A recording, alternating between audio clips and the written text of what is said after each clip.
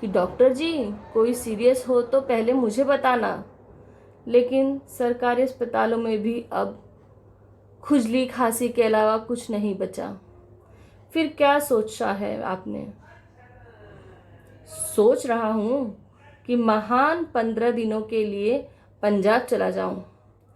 इस तरह यहाँ रहने से तो मैं कुटित हो जाऊंगा। श्रद्धांजलि और साहित्य में कोई बहुत अंतर नहीं है जी। आदमी बहुत जल्दी उठित हो जाता है।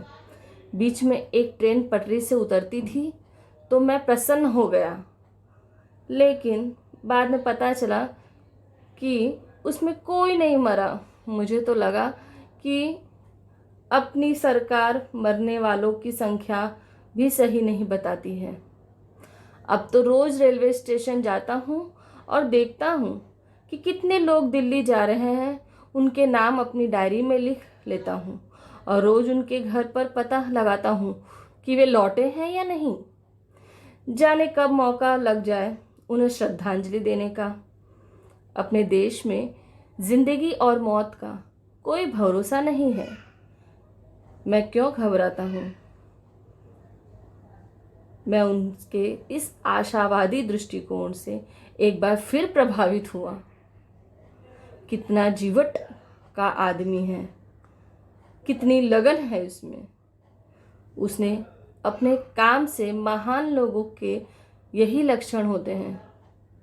इसी लगन से यही देश के नेता काम में लग आए तो उन्हें भी महान बनने से कोई नहीं रोक सकता। मैंने कहा, श्रीमान जी, आप बुरा ना माने तो एक सलाह दूं? वे बोले, बिल्कुल दीजिए। हम उन लोगों में से नहीं हैं कि बुरा माने जाए। लोग तो नेताओं की तरह हमें मुंह पर गालियां देते हैं, लेकिन बदले में हम केवल ईश्वर से यही प्रार्थना करते हैं कि भगवान हमें उस गाली देने वालों को शीघ्र श्रद्धांजलि देने का अवसर प्रदान करें। मैंने कहा, टाइम पास करने के लिए आप एक काम कीजिए। व्यक्तिगत श्रद्धांजलियों के अतिरिक्त कुछ संस्थान और स्थित परंत श्रद्धांजलियों में भी रुचि दिखाइए। इससे एक लाभ होगा कि जब कभी श्रद्धांजलि पर कोई शोध कार्य होगा, आप श्रद्धांजलि प्रवर्तक के रूप में स्थापित व्यक्तित्व माने जाएंगे। वे बोले, मैं समझा नहीं जी, मुझे उदाहरण देकर समझाइए। पिताजी जब किसी को श्रद्धांजलि देकर आते थे तो उसके बारे में उदाहरण सहित समझाते थे। मैंने कहा, देखिए, कोई बड़ा अधिकारी रिश्वत लेते हुए पकड़ा जाए तो आप व्यवस्था को श्रद्धांजलि दीजिए।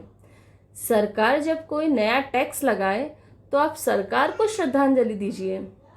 नसबंदी के कारण भी किसी के घर बच्चा पैदा हो जाए तो आप सिविल सर्जन को श्रद्धांजलि दीजिए। बलात्कार का कोई अभियुक्त बरी हो जाए तो आप पुलिस को श्रद्धांजलि दीजिए। कोई ट्रेन पटरी से उतर जाए तो आप रेल मंत्री को श्रद्धांजलि दीजिए। दहेज के कारण कोई बहू जल जाए तो आप समाज को श्रद्धांजलि दीजिए। कोई संप्रदाय दंगा हो जाए तो आप धर्म को श्रद्धांजलि दीजिए।